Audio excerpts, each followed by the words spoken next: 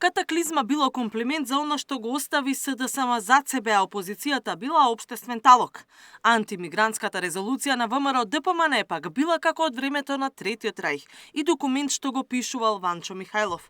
Мицкоски и Филипче во предновогодишен дуел си испратија пораки еден на друг на собраниската седница за пратенички прашања. Мислеа да прашам нешто за мигрантите, ама донесовте резолуција која што е противуставна, со која што забранувате слобода на изразување, слобода на говор, се заканувате со кривични постапки како времето на Третиот рајх, резолуција, само тоа што ќе каже власта, само тоа е вистината. Оставивте позади себе десетици, стотици милионери, политички профитери и лешинари, кои што се талогот на општеството, и жал ми е што вие се препознавте.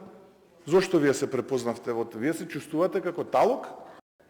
Само дополнително им кажувате на граѓаните зошто губите континуирано избори 7 пати поред, зошто сега на 11 повторно ќе изгубите, и еве јас ви велам, и следните парламентарни избори дебакл ќе ви се случи, пак ќе изгубите.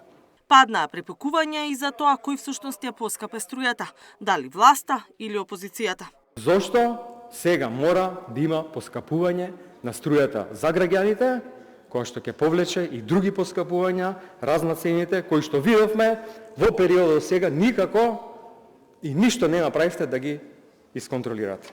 Не знам зошто мене ми го поставувате ова прашање.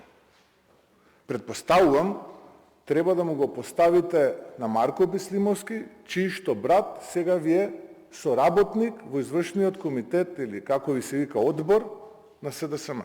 Дуј пак очекувано, со етнички прашања, но добија одговор за тоа што правеле нивните функционери во кабинетите, наместо да ги штитат албанците.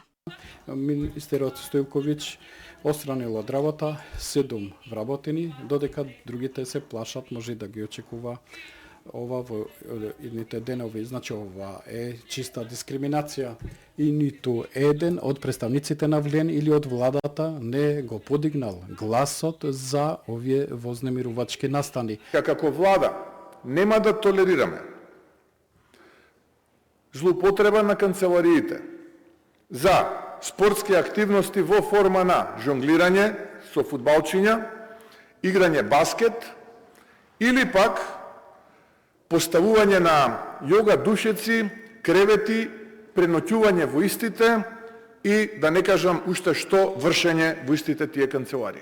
Пратениците ќе седнат во пратеничките клупи и утре и во вторник, а не е исклучено да работат и на 31 декември, за да го надоместат долгиот летен одмор кој речиси се спои со паузата поради локалните избори. Катерина Нешкова, Сител телевизија.